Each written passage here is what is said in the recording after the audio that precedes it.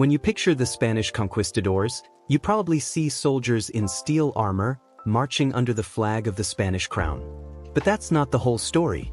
In fact, it's a dangerously incomplete picture. They weren't just soldiers. They were, perhaps, history's most ruthless entrepreneurs. This is the story of the hidden financial playbook they used to fund their conquests, a wild system of venture capital, high-stakes loans, and what amounts to corporate raiding that let a few ambitious men build personal fortunes that would be unimaginable today. This wasn't a state-funded mission.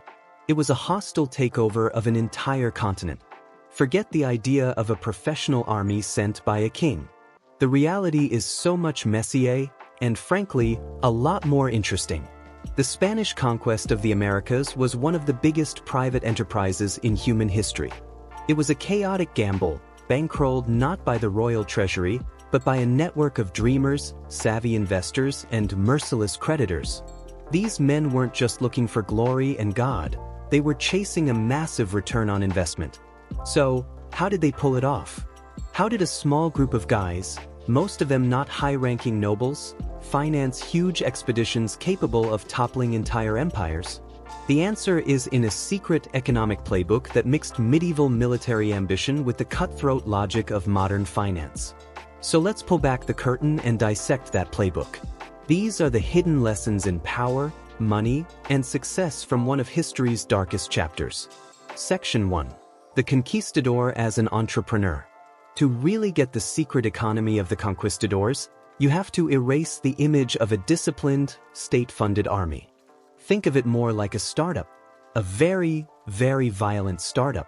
In the early 1500s, the Spanish crown was powerful, sure, but it was also constantly broke, tied down by expensive wars in Europe. The last thing the king wanted was to sink a fortune into some speculative adventure across the ocean. The Americas were a frontier with unknown potential, and the crown was more than happy to outsource the risk. This created the perfect opening for a new kind of person, the armed entrepreneur. We're talking about men like Hernán Cortés and Francisco Pizarro. They weren't just soldiers, they were project managers, CEOs, and fundraisers. They came from all walks of life. Some were minor nobles with no real future in Spain. Others were commoners hungry for a status they could never get back home. What they all shared was a shocking level of ambition and an appetite for risk that's hard for us to even wrap our heads around today. Their problem was the same one every entrepreneur faces. They had a world-changing idea, but zero capital. An expedition was incredibly expensive. You needed ships, food, weapons, armor, horses, and stuff to trade. You had to recruit men and talk them into leaving their lives behind for a gamble that was more than likely to get them killed. A conquistador leader didn't get a budget from the government. He had to build his war machine from the ground up. This forced them to create a financial system that was decades, even centuries, ahead of its time. They weren't just conquering new lands. They were pioneering a new model of corporate expansion, where the dividend was gold and the market was a continent. Section 2. The Financial Playbook Part 1. Venture Capital, 16th Century Style. So, how do you pay for an invasion when the king won't open his wallet? The conquistadors turned to the private market. This was basically venture capital, 16th century style. An expedition leader, called the adelantado, acted as the managing partner of a new venture. His first job? Write a business plan and pitch it to investors. These ventures were known as compañías or companies. The leader would draft a proposal outlining the target, the estimated costs, the number of men he needed, and most importantly, the potential for profit. Then he'd hit the road, not to conquer, but to raise money. His investors were a mixed bag. You had wealthy merchants in cities like Seville, who saw the New World as the ultimate emerging market. You had powerful officials in the colonies, using their influence to back promising ventures. There were even Genoese and German bankers, the international financiers of the day, who would provide huge loans for a hefty cut of the profits. But the most common investors were the conquistadors themselves. A man's share of the loot was decided by what he put in at the start. This was pure equity financing. Did you bring your own horse? That was a massive investment, and it guaranteed you a much bigger cut of the spoils than a regular foot soldier. Did you provide your own sword and armor? That was your buy-in. Men would even pool their money, forming smaller partnerships within the main expedition just to afford a horse or a crossbow. They were basically creating their own little investment groups. To make it all official, the leader had to get a contract from the Spanish crown, called a capitulation de conquista. This wasn't a funding agreement, it was a license. The capitulation gave the leader the right to conquer a territory in Spain's name. It made him governor of any lands he took and gave him a personal slice of the future profits. In return, the crown asked for just one thing, the quinto real, or the royal fifth. 20% of all treasure, right off the top, went straight to the king.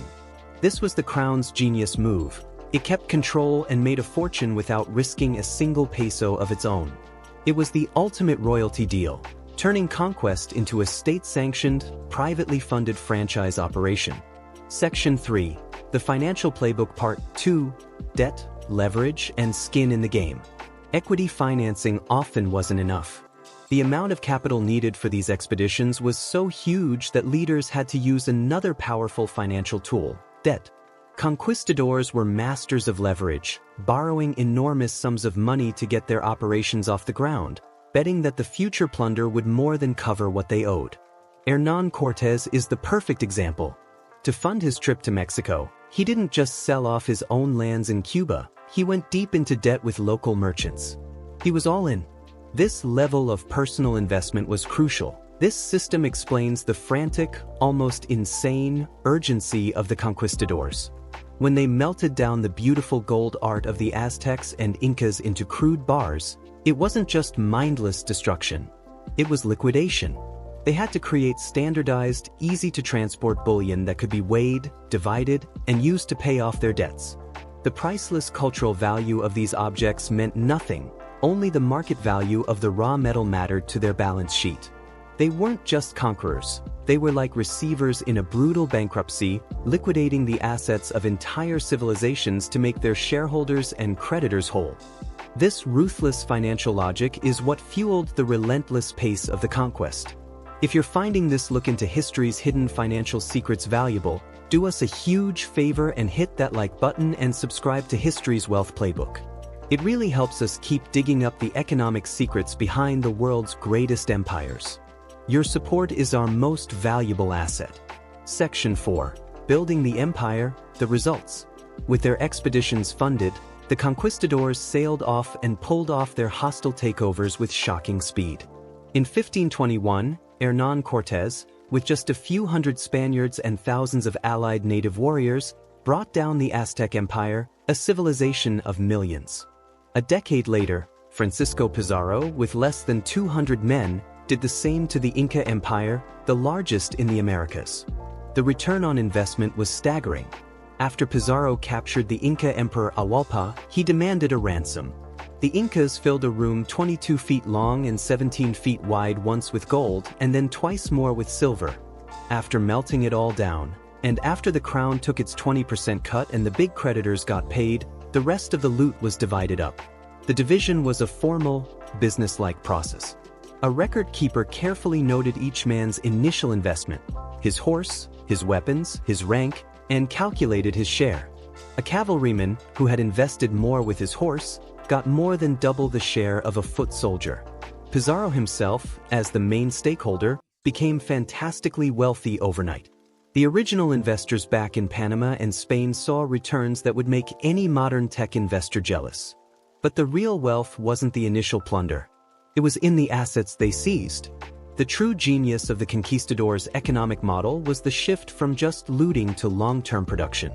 Once they conquered the land, they grabbed control of its two most valuable resources, mines and people.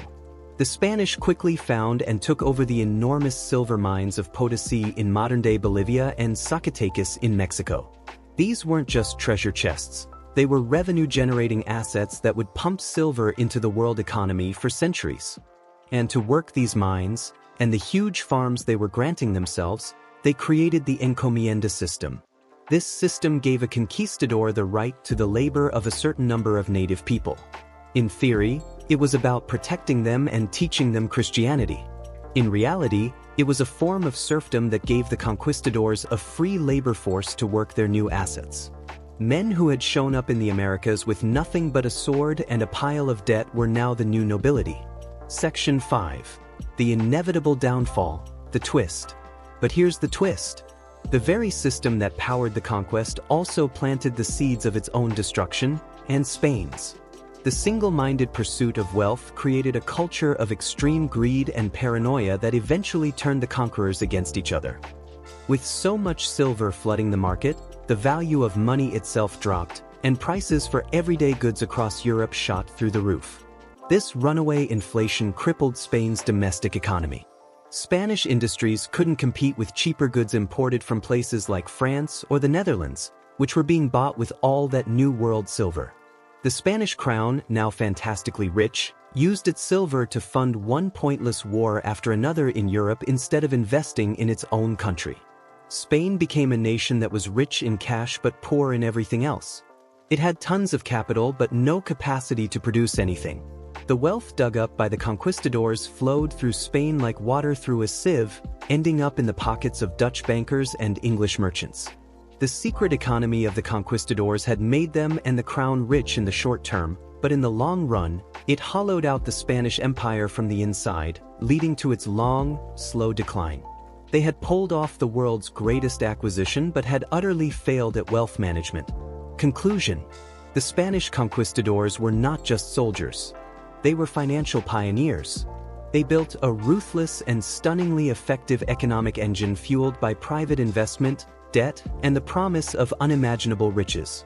They created a model of venture-backed, state-sanctioned corporate raiding that let a few hundred men take over a continent. They understood leverage, equity, and the critical importance of controlling revenue-generating assets. Their playbook was, in its own way, a masterclass in building wealth from nothing. But their story is also a huge cautionary tale. It shows the destructive power of a system built only on extraction and short-term profit. The infighting, the inflation, and the eventual decay of Spain prove that getting rich is one thing, but keeping that wealth, and using it productively, is a whole other game. The secret economy of the conquistadors built one of the largest empires the world has ever seen, but the very ideas that fueled its explosive growth also guaranteed its eventual collapse. Their legacy is a twisted mix of brutal exploitation and brilliant financial innovation, proving that the hunger for power, success, and wealth has always been one of the great driving forces of history. The lessons from these historical wealth playbooks are timeless. If you want to keep exploring the financial secrets of the past, make sure you subscribe to History's Wealth Playbook and turn on notifications. And check out our next video, where we dive into the economic strategies of the Roman Empire. What historical empire's financial system should we break down next? Let us know in the comments below. Thanks for watching.